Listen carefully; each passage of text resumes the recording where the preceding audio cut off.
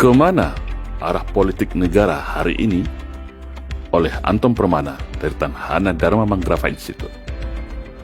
Banyak pengamat politik yang berasumsi style penguasa hari ini adalah era pergeseran kembali kiblat politik negara kita ke masa lalu, yaitu dari barat kembali ke timur seperti era Soekarno. Cuma bedanya, era Soekarno fokusnya pada poros Jakarta-Moskow, hari ini cenderung ke poros Jakarta-Beijing. Indikatornya banyak bisa dilihat dari berbagai implementasi dan proyeksi kebijakan politik ekonomi dan politik luar negeri hari ini, di mana negara selalu satu arah di belakang mengekor kepada Cina. Ini asumsi saya dari hasil kajian analisis data dan fakta yang ada. Sedikit flashback, di zaman Presiden SBY, keran demokrasi dan kebebasan berekspresi dibuka seluas-luasnya, hingga semua gerakan politik bertumbuh dan berkompetisi secara bebas terbuka. Opini dilawan opini, argumentasi dibalas dengan argumentasi. Semua bebas berekspresi, sampai ada kerbau bertuliskan nama SBY pun tak ada yang dipenjara.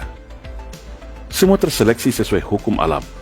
Siapa yang struggle, survive, maka dialah yang bertahan mendapat dukungan publik.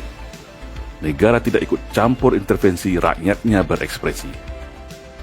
Dari sisi penegakan hukum, stabilitas ekonomi dan politik, semua cukup berjalan dengan baik dibanding hari ini.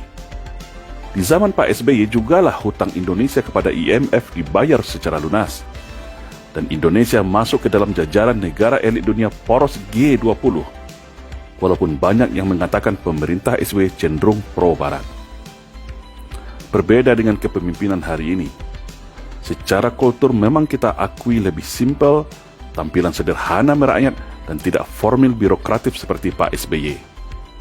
Cuma lambat laun, pergeseran gaya kepemimpinan hari ini terlihat cenderung semakin memperlihatkan ke arah gaya pemimpin populis otoritarian, yang dulu juga pernah diterapkan Soekarno di era Orde Lama.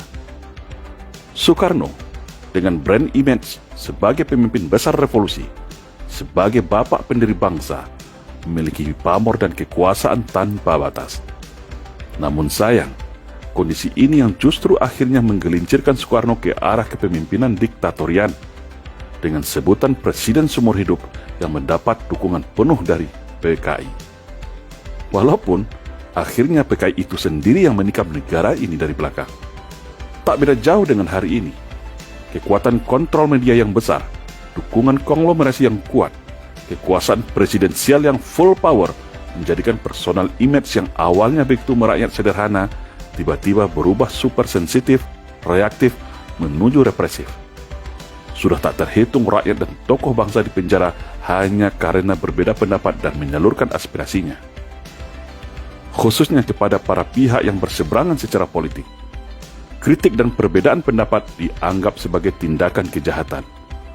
Undang-undang ITE hampir sama perlakuannya dengan Undang-undang ISA, Internal Security Act di era Orde Baru Soeharto yang militeristik. Malah ada yang mengatakan lebih parah dan keras lagi.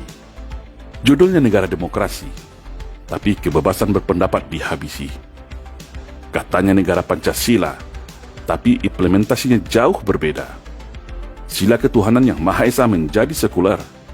Sila kemanusiaan yang adil dan beradab menjadi kemanusiaan yang liberal.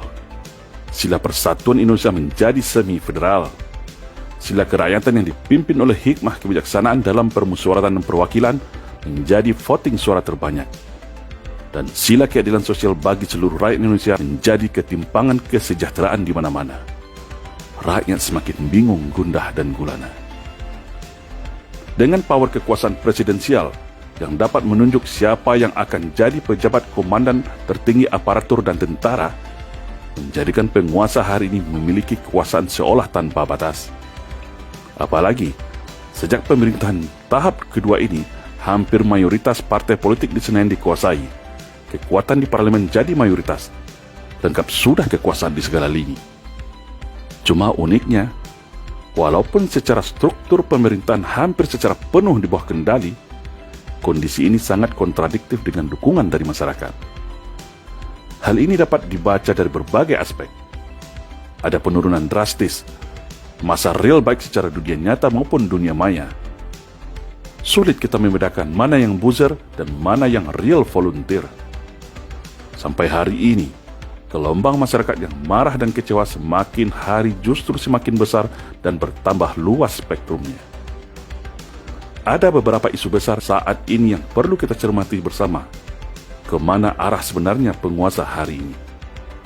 Seperti isu investasi, ketidakadilan hukum, urgensi perpindahan ibu kota, konsepsi ideologi bernegara, apakah masih berpancasila atau sudah liberal, sikap Islamophobia, politik luar negeri yang pro kepada Cina, penanganan wabah corona pasca 405 triliun ketok palu, hingga peran dominan sang menteri segala urusan yang membuat banyak pihak begitu resah dan gelisah.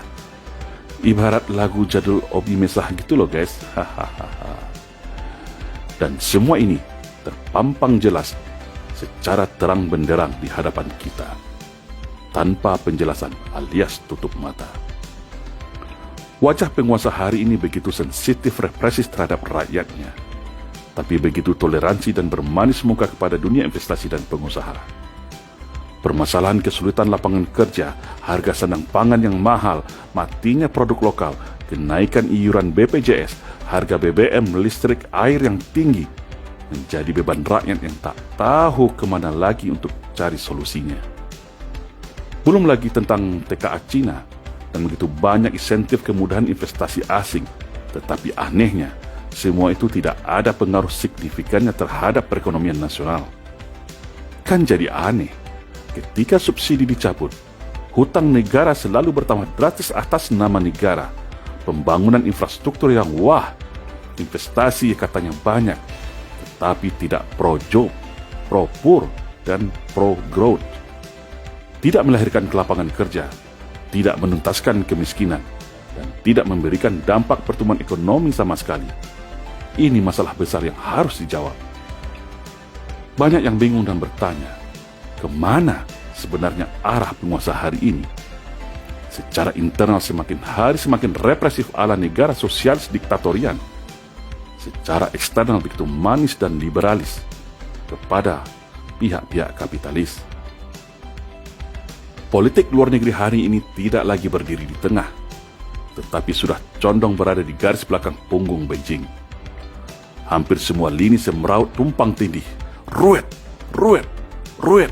di sana sini.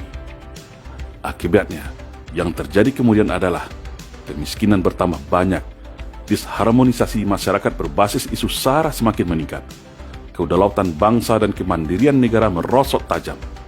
Negara diprediksi terancam menuju kolaps. Karena terjerat hutang besar yang gagal bayar, rakyatnya terpecah belah, aset nasional dikuasai asing, sumber kekayaan alam tergadai, secara dasar dan konstitusi negara semakin jauh dari nilai-nilai luhur Pancasila.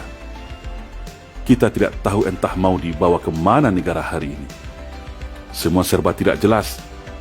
Kita punya kepala negara, tapi bukan tipe pemimpin negara, karena hanya memimpin untuk kepentingan kelompoknya saja.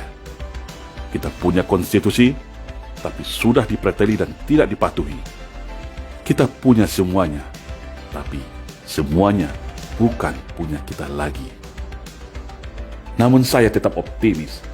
Semoga pasca new normal ini bisa melahirkan kembali new inspirasi, new spirit, new hope, agar Indonesia ke depan kembali ke pangkuan Ibu Pertiwi. Mari sejenak kita renungkan bersama-sama. Saya tetap yakin dan optimis. Kemerosotan hari ini adalah titik pantul agar bangsa ini ke depan bisa melompat lebih tinggi lagi. Agar ke depan bangsa ini lebih matang dan sadar diri bahwa ada momentumnya nanti semua kembali kepada rakyat. Karena negara ini berkedaulatan rakyat. Rakyat diam, negara tenggelam. Rakyat bangkit bergerak, maka negara akan terselamatkan. Insya Allah. Salam Indonesia Jaya.